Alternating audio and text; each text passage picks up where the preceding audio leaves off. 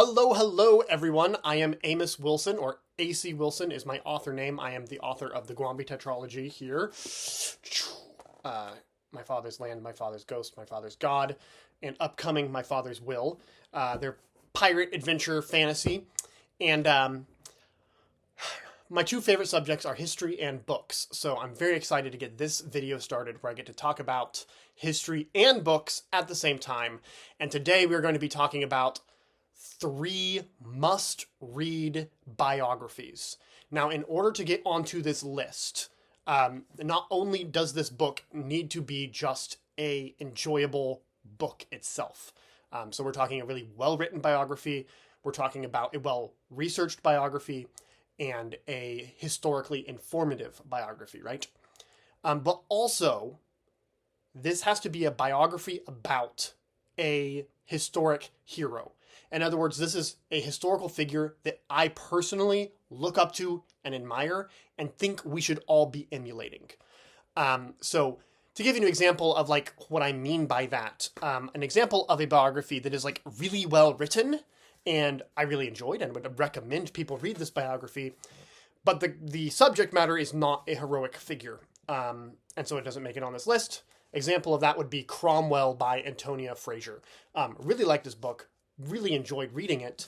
But Cromwell's not a historical figure. I mean, like, the Irish blood in my body requires me to see Cromwell as a villain. Period. Exclamation mark. Right? And while, like, I have to admit, there were positive things that Cromwell did in his life, he's a very problematic figure, and he did a lot of really awful things as well. And so, wow, excellent biography. This is not a hero. He's not someone I think we should be emulating. And so, he didn't make the cut. These next 3 people, though, and these 3 books, are people that I personally look up to. These are people I think we should be emulating.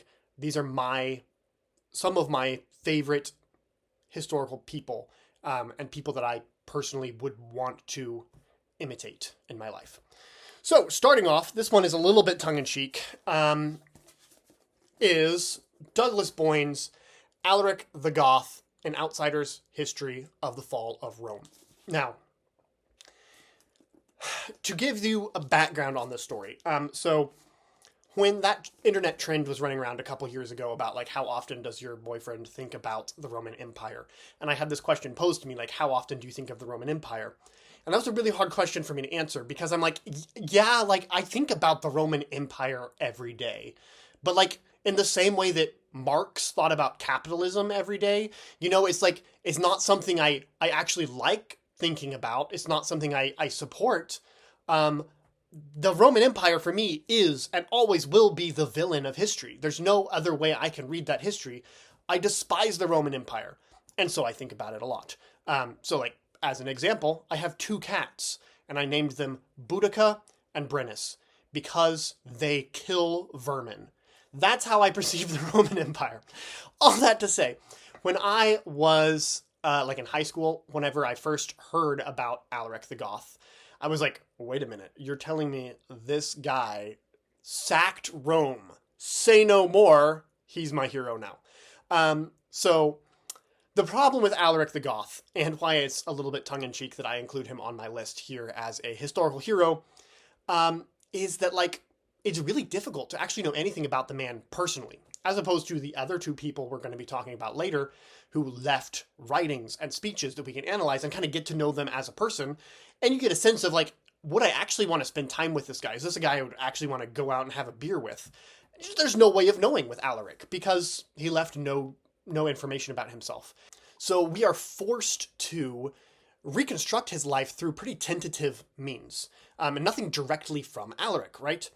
And that is the difficulty with this biography here by Douglas Boyne, and why I was really intrigued to learn that this book existed. I don't think there are any other biographies of Alaric the Goth, because in order to create a biography, you have to start scraping the bottom of the barrel for evidence to figure out how we can portray this historical figure. And that is, I think, the strength of Douglas Boyne's approach to Alaric the Goth in this book, is that he doesn't have the traditional sources of a biography. He doesn't have speeches. He doesn't have letters by Alaric. He doesn't even have ancient biographies of Alaric that he can refer to while creating his own biography. He has to stoop to some really creative methods to reconstruct what Alaric the Goth's life would have been like.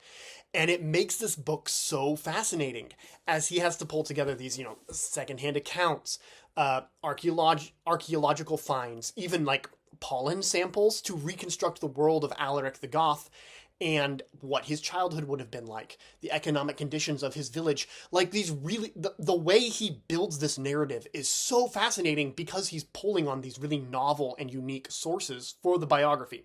In addition to that, this book does a really good job of looking at a cultural biography, a cultural history, which means that it expands beyond just simply Alaric himself to looking at the broader culture that created Alaric and created Rome and set Rome up to be sacked by Alaric. So that's really enjoyable. Thoroughly enjoyed it. So highly recommend it. Again, a little bit tongue-in-cheek, but Alaric will always be my hero because anyone who sacked Rome is my hero. Moving on to, again, this might be slightly controversial. I'm not sure. I will caveat by saying, while I do believe this is a historical hero and a personal hero of mine, that doesn't mean that I'm saying he is faultless. Like, this guy's definitely a really complicated character who has some significant flaws. But on balance, I think that this is a historical figure that we need to be talking about more, and I think we should be imitating more. And that is Simón Bolívar, specifically the biography here by Marie Arana. I think that's how you pronounce her name, Arana. Simón Bolívar lives in this really exciting period in history, this Atlantic Revolution, when you have this revolutionary imagery sweeping the Americas and Europe, starting off with obviously the American Revolution, the French Revolution, the Haitian Revolution, and then all of these South American revolutions. It's this incredible period of history. And we talk about it a lot, obviously. You have these really major historical figures that lived through this time period. Because these revolutions all occurred during a single lifetime. So we're talking about people like George Washington, Marquis de Lafayette, Napoleon Bonaparte, Toussaint Louverture, and then, of course, Simón Bolívar himself. And I think what is interesting about this time period is that, these historical figures, oftentimes, whole countries owe their existence to these people. And so they get talked about a lot, and they get put in this, hero status and really venerated on this, saintly level. Which can be unhealthy then for people when they start to learn about them and start learning about the foibles of these very human people. You want to see these people as these brilliant revolutionary leaders who risked everything to make their country a better place, right? And the more you dig into their history, the more you dig into their biography, the more you realize that oftentimes they are actually just acting in their own self-interest. They're not actually sacrificing much. George Washington made himself fabulously wealthy by supporting the American Revolution. That's not to say that wasn't heroic of him to do, but it does kind of complicate his hero status when you're like, yeah, but you enriched yourself through this. And this is what I think really stands out to me about Simón Bolívar, and why I really enjoyed this book. Because not only is this just the most entertaining biography I have ever read, bar none. You read this thing, and it is like if you crossed, Game of Thrones level political intrigue with, a Mexican soap opera. And, that is the life of Simón Bolívar. It is wild. You read this thing, and you're like, am I truly reading history right now? Because this reads like a novel. This is so insane. And Bolivar himself as a general is just so under-discussed. The stuff he pulls off, the stuff he does, the victories he accomplishes are easily on par with Napoleon Bonaparte or Hannibal. This guy was a genius. And again, we don't really talk about him as such. At least not in the Northern Hemisphere. But then, as you look at Bolivar's character, well, yeah, he had some serious character flaws. But what really fascinated me about Bolivar is this is a man who, in this revolutionary age, actually did put it all on the line. He actually did impoverish himself. Despite being fabulously wealthy when he started these revolutions, he literally did, just free all of his slaves and take that economic hit. He was brave enough to actually do that. He spent his entire fortune trying to win independence for Colombia, Venezuela, Peru, Ecuador. And while, especially later in life, he has a lot of these flaws, and they're heartbreaking to read about, like, you cannot help but admire this man who actually put his money where his mouth was. He actually sacrificed, like, everything in order to bring these countries into existence. You just cannot help but admire that. So, Simon Bolivar, as a historical figure, just way underhyped. And I think we need to be talking more about Simon Bolivar. And this biography specifically is just such an incredibly enjoyable read. Like, I mean, it's a pretty thick book, but trust me, it does not feel that thick. You will rush through this book because it is that engaging. Now, moving on to my third and final must-read biography. And this one, I mean, I suppose all of these end up being controversial, if this one too is controversial. But again, I'll preface this book by saying, even 5 years ago, I definitely perceived this historical character as a villain. I did not see anything redeemable about this man. But he's always fascinated me. And so at this point, I think I've read 4 biographies of him. And the more I read about him, the more I learn about him, the more I cannot help but admire him. And I think he is, I mean, maybe this is hyperbole, but I think he's probably one of the most important American figures, period. Someone that I highly respect and really look up to. And because I've read lots of biographies of him, I can say this is my favorite, and I think the best biography I have read of this man. And that is To Purge This Land with Blood, a biography of John Brown by Stephen B. Oates.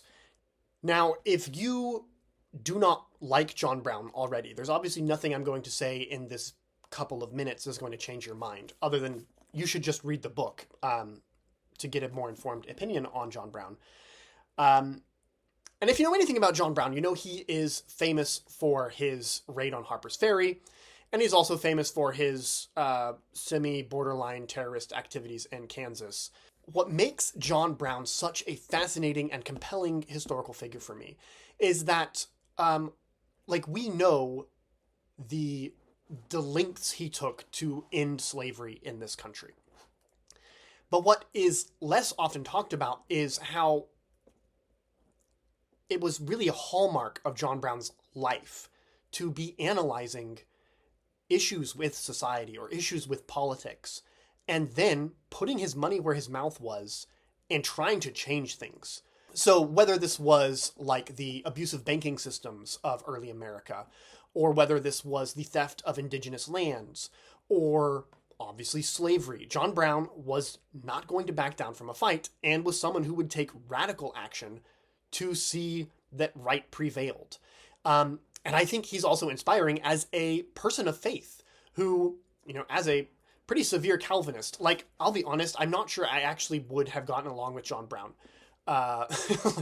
Being a former Calvinist myself, reading a lot of his writings on religion, I'd be like, ooh, John, please just show yourself some self-love already, okay? Like, God loves you. You don't need to be so hard on yourself, John. I think there's a trope of, especially in secular culture, I think especially of like Dune as a classic example of pop culture, the way that it looks at religious characters and sees religion as a way of like shackling people to support a system that exploits them. And like, obviously that does exist. That is a way people weaponize religion. And it's refreshing to see a historical figure like John Brown who uses his personal faith, even though it's a version of Christianity and a faith that I personally find a little bit problematic. But he uses this faith in a way that is truly inspiring. And yeah, he goes to pretty extreme lengths, obviously. And I'm not going to say that the Potawatomi massacres or the raid on Harper's Ferry were not controversial and things that are really hard to read about, especially the Potawatomi massacres. But when you put them in the broader context, which I think that's another thing that this biography does really well, is this is a cultural biography. Stephen Oates really puts you in the world of John Brown and puts the violence he commits in the broader context of a very violent age. Like, we don't really talk about how insanely violent this period of American history was. Even just ordinary people were subjected to a level of violence that we would find incredible. And the way Stephen Oates builds that broader context really helps you to understand why John Brown is willing to go to these extreme lengths. And also, it kind of really illustrates his backbone when a lot of other people at his time were willing to just kind of roll over and take it. And the king, John Brown himself, is not going to take it. And he is going to fight tooth and nail to bring justice to bear in history. And it's truly inspiring.